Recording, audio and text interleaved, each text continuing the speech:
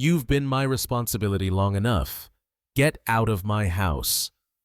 Those were the words my stepfather hurled at me on my 18th birthday. He threw me out of a house that, by law, belonged to me.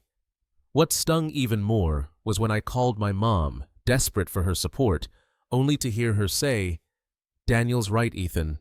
It's time to grow up." They thought they were shedding a burden, me. But they never imagined that just 1 week later, they'd be the ones packing up and leaving, my mother included. Then the opinions started pouring in. Some said I did what was right. Others thought I crossed a line by forcing my own mother out of her home. So here's my story. You tell me, was I right or wrong to stand up and reclaim what was mine? Hey everyone, I'm Ethan Miller, a freshman studying psychology at a small college in Northern California. A lot of folks choose this field to help others heal from their pain. Me? I want to figure out why some wounds don't show on the surface but still leave you aching for a lifetime. I'm not one to linger on the past, but if I had to pick a moment that changed me forever, it'd be my 18th birthday. There was nothing remarkable about that day. No big celebration, just a clear sky and routine classes. I got a few birthday texts from classmates, but sometimes the most ordinary days turn your whole world upside down. I'll never forget that birthday, not for anything joyful, but because it marked the end of what I once called family. It was also the day I started learning to live as an adult, not because I was ready, but because no one was left to call me son. I remember that afternoon like it was yesterday. My birthday, nearly 4 months ago, a milestone when I officially became 18. As I stepped off the bus near home, my mind drifted to simple hopes, maybe a small cake on the kitchen counter, or a quick note in my mom's familiar handwriting saying, "Happy birthday, my boy." I wasn't expecting a party or gifts, just a small sign that someone remembered this day mattered. But the moment I walked through the front gate, those quiet dreams shattered. My stepfather, Daniel, was waiting on the porch, holding my backpack, its left strap stretched and torn like it had been yanked off a hook. No greeting, no questions, and certainly no birthday wishes. He dropped the bag onto the tile floor with a thud and said in a voice as cold as stone, "I've taken care of you long enough. Get out of my house." I stood frozen, words failing me. My mouth opened, then closed. My arms fell limp, fingers digging into my palms, slick with sweat. Finally, I stammered, "You can't just kick me out. This is Mom's house. It's mine too." He smirked, one corner of his mouth curling like I'd told a bad joke. "Go ask your mom," he said, crossing his arms, his tone sharp as a blade. "You're 18 now. You're grown. That means I don't owe you a thing." My heartbeat thundered in my ears, each pulse like a clock ticking down to the end of something I couldn't name. I grabbed the backpack strap, my throat tight. Mom won't stand for this. She'd never agree to it. That's when I heard a voice from the second-floor balcony. A girl's voice, sharp, punctuated by the loud pop of chewing gum. "Oh, you sure about that?" It was Sophie, Daniel's daughter from his first marriage, leaning lazily against the railing, phone in hand, eyeing me like I was an unwelcome guest. She didn't stop there. "She already agreed. Don't believe me? Call her." Her words hit like a slap, one I'd sensed coming for years but kept hoping would never land. I clenched my fists, trying to keep my voice steady. "You don't have the right to throw me out." Sophie sauntered down the steps, stopping right in front of me. She pointed at my bag on the ground like it was garbage.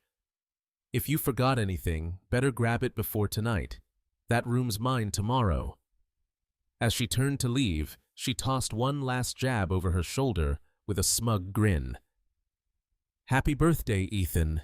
I stood there, staring at that battered backpack lying silent on the floor, a cruel reminder of everything slipping away. I didn't bend down, didn't step inside, just stood still, as if waiting long enough might turn this into a bad dream. About 10 minutes later, after calming my racing thoughts, I pulled out my phone and called my mom. My hand shook, but I hit the call button with determination, as if acting fast could stop things from spiraling further. It rang 3 times before she answered, her voice steady, layered with the hum of traffic in the background. "I'm here, Ethan. What's going on?" I took a deep breath, eyes fixed on the backpack at my feet. "Mom, Daniel just kicked me out of the house." On the other end, no gasp, no "what?" like I'd hoped. Just a brief silence. Then her reply came, in that familiar tone I once thought was gentle. "I know." My chest tightened, like my heart was being wrenched loose. "You know? And you didn't do anything? How could you let him do this to me?" Even then, I clung to the foolish hope that if she heard it out loud, she'd step in. But she sighed, her voice dropping, cold and distant. "Ethan, you're 18 now. It's time to be independent. Daniel's just doing what's necessary." I swallowed hard, my throat dry as dust. "Independent? You call throwing me out like I'm nothing independent?" She didn't answer right away. The silence stretched too long, and finally, as if she just wanted to end the call, she said, "Daniel's right. You need to grow up." I went still, not from shock, but from the realization I'd been betrayed by the one person I trusted most. One last desperate try. "You know it's my birthday, right?" A sharp breath on her end, then a flat, empty reply, like a pre-written message. "Happy birthday." Then she hung up. I stared at the phone as the screen faded to black. In that moment, a bitter truth settled in. She'd made her choice. Not love, not what was right, but the man she shared her life with over the son she'd once promised to protect. I was left standing there, just me, a worn backpack, and the crumbling illusion of family. I lingered on the porch, clutching my phone, feeling hollow. Then, like a final instinct when no one else is left, I called Uncle David, my dad's younger brother. We only saw each other a few times a year, but he was the one person who never judged me. About 30 minutes later, his car pulled up. The moment he saw me, he waved me over. "Hop in," he said, then added, "Hang on a sec." He pulled out his phone and called my mom right there. I sat beside him, listening to every word. As soon as she answered, he didn't mince words. "Linda, I'm with Ethan. He says Daniel kicked him out of the house. What's going on?" Her voice came through the speaker, cold and clipped. "This is my family's business. Stay out of it." Uncle David gave a short, humorless laugh. "Fine. Consider this your last chance to apologize to Ethan. I bet you'll be out of that house within a week."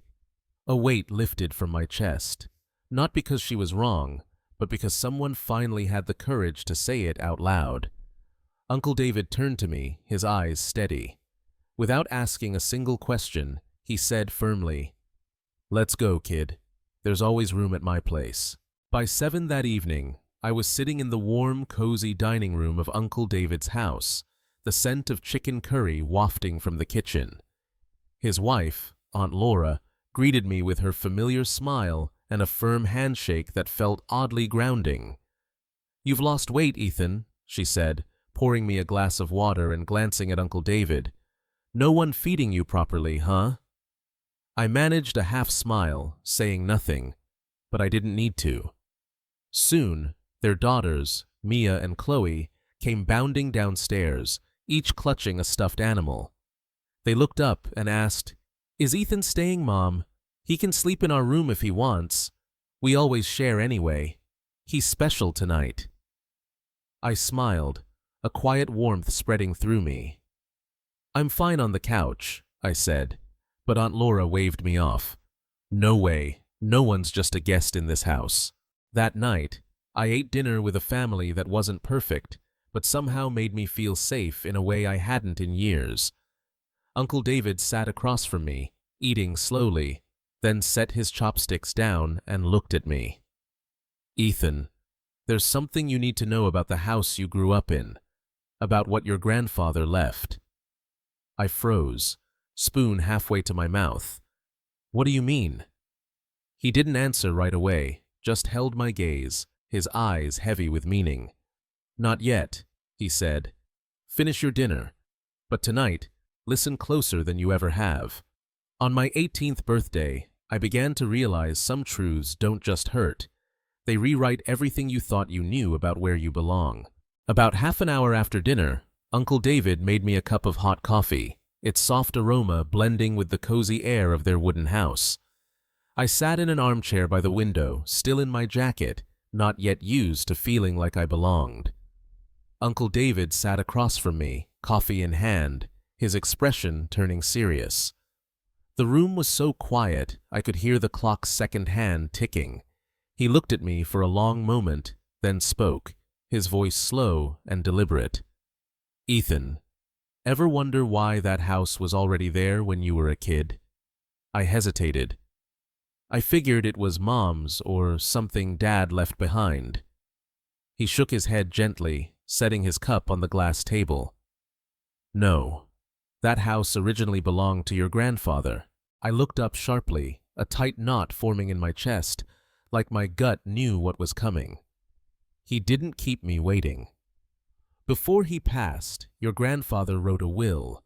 He left that house to you, Ethan Miller." He sighed, his voice low and steady, like he was uncovering old secrets. "When your grandfather died, you were only 8, so legally, your parents were given temporary guardianship over the property, with witnesses and notarized documents. There were no disputes." He paused, his eyes dimming. "But 2 years later, your dad passed away. The stroke came so fast, there was no time to update anything. From then on, your mom was the only adult with access to the paperwork." I felt my heartbeat slow with every word. Uncle David leaned forward, elbows on his knees, eyes fixed on the floor like he was watching memories unfold. 2 years after your dad died, Daniel came into the picture, and that's when things started to change. No one talked about the house anymore. No one mentioned who it belonged to. And you grew up in a house that carried your name, never knowing it was yours all along. I couldn't speak. My hands gripped the chair's armrests so tightly, the veins stood out, reacting when the rest of me couldn't. I took a deep breath, but the coffee's warmth was gone, replaced by a bitter taste, the kind you don't recognize until you're 18, and life lets you feel it for real. Uncle David reached into a drawer and pulled out a thin, yellowed folder. "This is a copy of the will," he said. "I kept one since your grandfather passed. You should have known sooner, but sometimes people hide the truth until you're old enough to claim it." I took the folder, my hands cold. My eyes landed on the bold line at the top. Ethan Miller. In that moment, I knew nothing would ever be the same.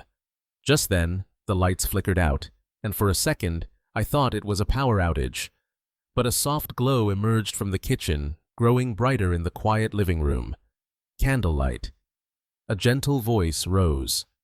"Happy birthday to you." I froze, mouth slightly open, unable to speak. Uncle David, Aunt Laura, Mia, and Chloe stood around a small cake, their warm smiles cutting through the darkness. I'd never felt such care, so simple, so quiet, yet it struck me to my core. "Happy birthday, Ethan," Aunt Laura said, her voice as warm as her every welcome. I stood there, unsure whether to smile or cry. A quiet joy welled up, soft but overwhelming. "We wanted to surprise you," Mia said, her eyes shining. Chloe touched my shoulder gently. "So you don't have to spend your birthday alone." For the first time, I felt truly welcomed, not for what I could offer, but just for being me. That was enough for them. The next morning, around 9, after breakfast, Uncle David poured me another coffee and said gently, "It's time to meet someone who can help." He didn't elaborate, just nodded toward the door, his eyes steady like he was saying, "Today's a big step." We drove to a small office in an old, stately building in the city center. Uncle David led me down a hallway to a door marked Mr. Thompson, attorney at law. We stepped inside, and behind a wooden desk sat Mr. Thompson, the lawyer who'd drafted my grandfather's will. He looked up, greeting us with a calm, professional smile. Middle-aged, with a lined face and sharp eyes, he seemed like nothing slipped past him. "Ethan, right? David's told me about you," he said, his voice warm but measured. Uncle David gestured for me to sit across from Mr. Thompson, then sat beside me. "Go ahead, tell him everything," he said. So I did. Every detail, from being thrown out of my grandfather's house to what Uncle David revealed about the will. Mr. Thompson listened quietly, jotting notes in a small notebook. When I finished, he sat in silence, then adjusted his glasses and looked at me with understanding. "Ethan, based on this will, the house is legally yours. You have every right to reclaim it. It's your rightful inheritance." Relief washed over me. "So I can ask them to leave? Right away?" I asked, my voice shaky but hopeful. He nodded firmly. "Yes, you're the legal owner. If they refuse, we can involve the police to enforce your rights. But I suggest sending an official notice first. If they still resist, we escalate." Some of the tension in me eased, though I still felt uneasy about their reaction. "What's next?" I asked. He looked at me deliberately. "I'll go with you to the house. As your attorney, I'll ensure your rights are protected if there's any conflict."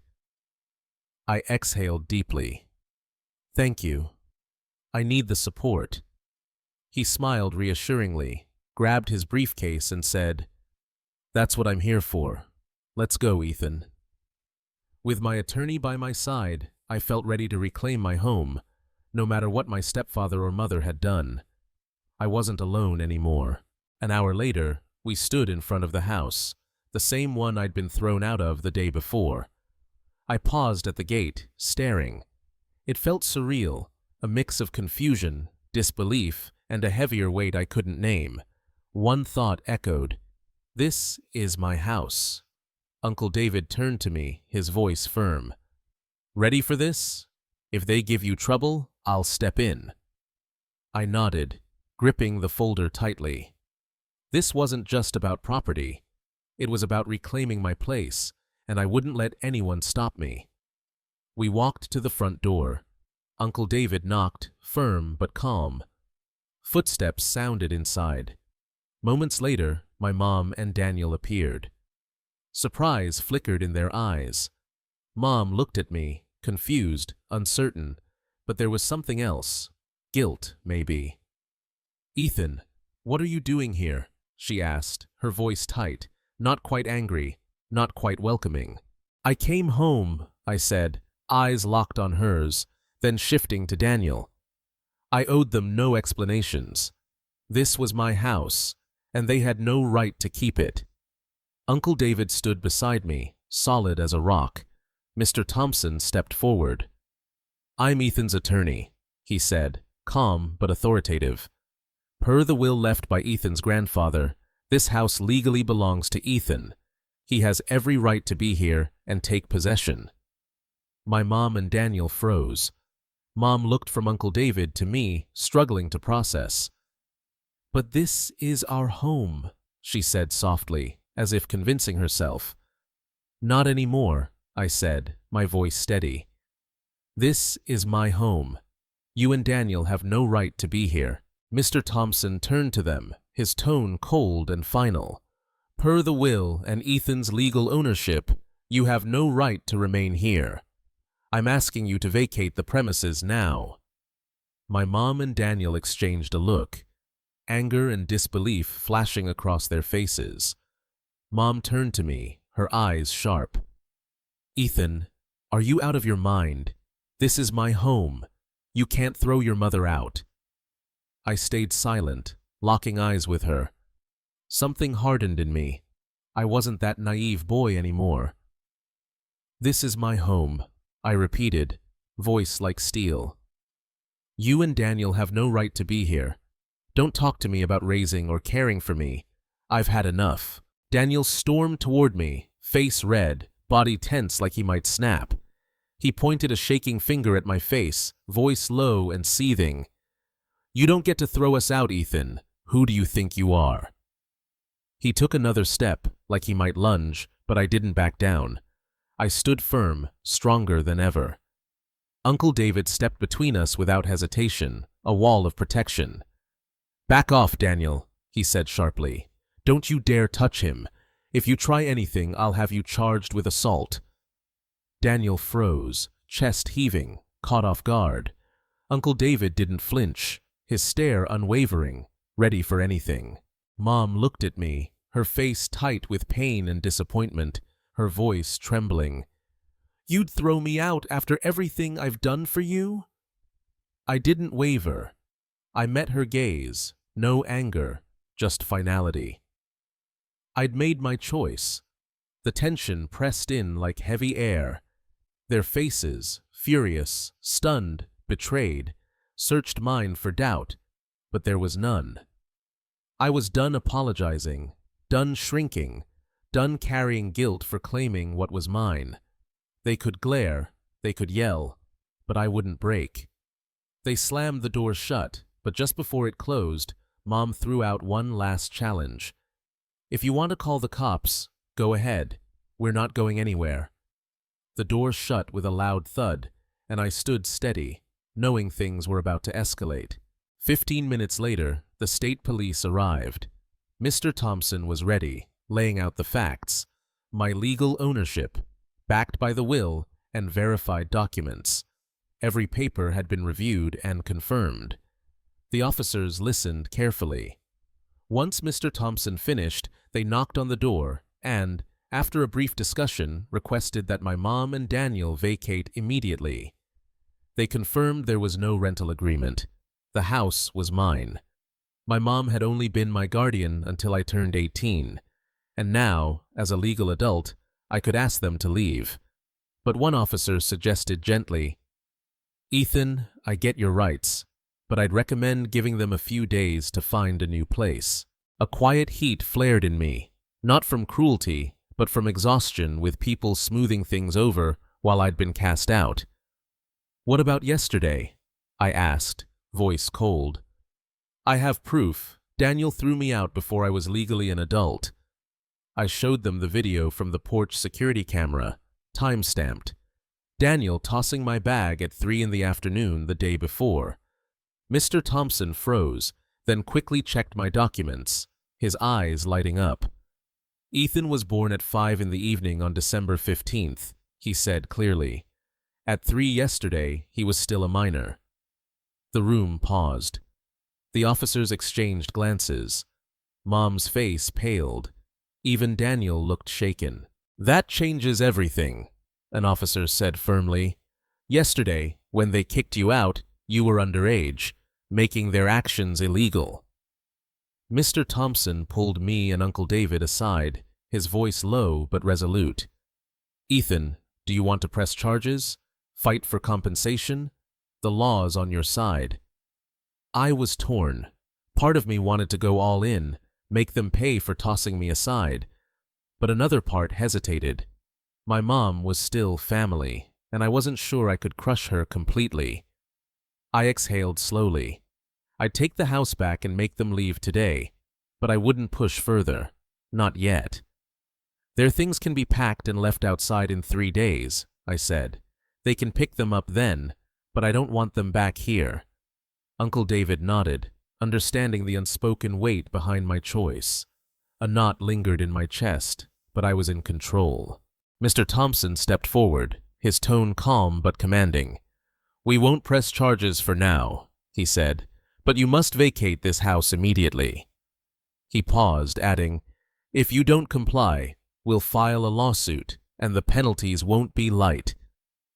My mom spoke up, her voice cracking.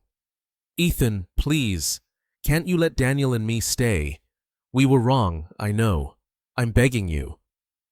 Something in me tensed, a flicker of the boy who wanted to care. But yesterday flashed back, her silence as Daniel threw me out. She'd chosen him. Too late, I said, unwavering. You agreed when he kicked me out. You let it happen. Now I'm protecting myself. She didn't respond, her eyes dropping, filled with sadness, maybe shame. There was nothing left to say. Just then, Sophie stormed in. Seeing the scene, she erupted. Who do you think you are, kicking my dad out? You have no right, Ethan. Her voice was sharp, furious. You heartless jerk throwing my dad out over some stupid house. Do you know what he's done for you? Fury rose in my throat, but I stayed silent, holding my calm. Mr. Thompson stepped forward, his voice low and cutting. Sophie, stop now. He pointed to the security camera, his eyes locked on hers. Everything here is recorded. Don't insult or threaten Ethan again. Sophie froze, the weight of his words sinking in. Her throat tightened, and she hissed, You'll regret this, Ethan. But Mr. Thompson didn't flinch. Leave now, Sophie, or I'll call for immediate legal action. The standoff lingered, thick with tension. But they'd lost, and they knew it. The police stepped in, firm and final, ordering my mom, Daniel, and Sophie to leave immediately.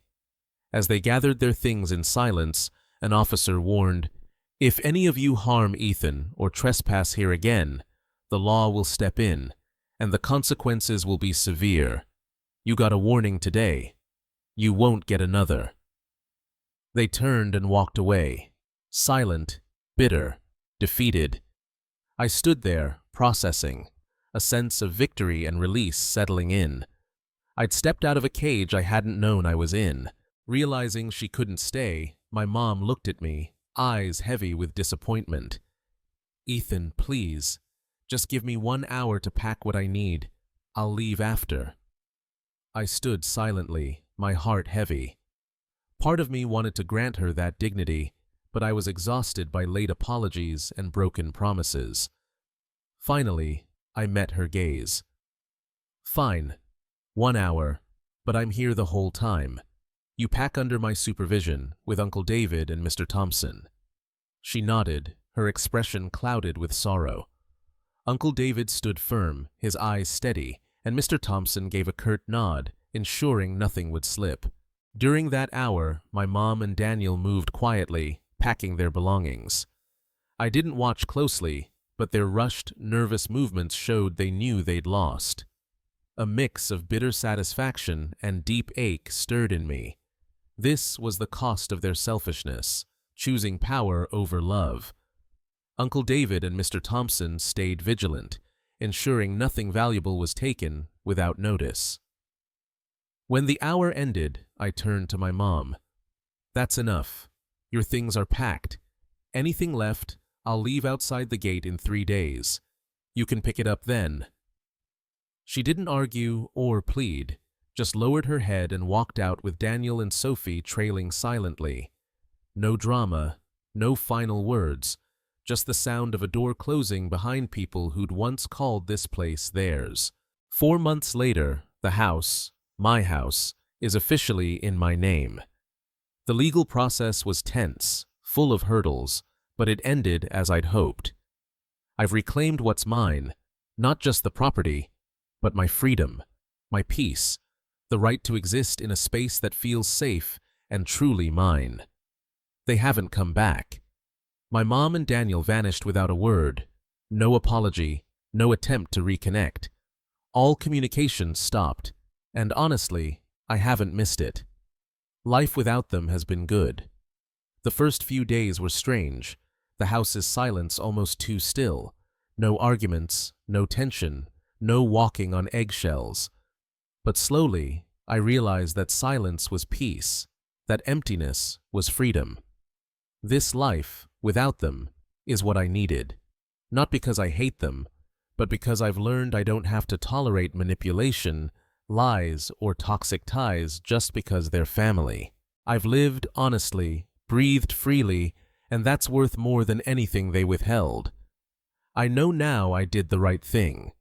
For too long, I gave pieces of myself away, trying to earn conditional love, trying to please people who never saw me. I lost myself in that. But not anymore. I've reclaimed not just a house, but my life, my voice, who I am. To anyone stuck in a similar spot, feeling used, silenced, or controlled by those you call family, here's what I've learned. If you're at that crossroads, torn between cutting ties or hoping they'll change, choose yourself. Do what's right for your future, even if it's hard, even if it hurts. Because once you fight for yourself, you'll discover something powerful. You were never the problem. You weren't asking too much. You were trying to live freely, and you deserve that. Don't fear the hard choice. The biggest shifts in life often start with the smallest acts of courage. No one can take your life unless you let them. Before I wrap up, I want to ask you, my dear readers, was I right or wrong to make my mother leave the house that legally belonged to me? If you think I was right, comment 1. If you think I was wrong, comment 2. And please, share your thoughts. I genuinely want to hear your perspective. Dear viewers, thank you for being here. Stay tuned to the channel for tons of exciting videos. Every day, we upload fresh stories packed with thrills and surprises. Don't miss out. Comment, share, subscribe, and hit that like button.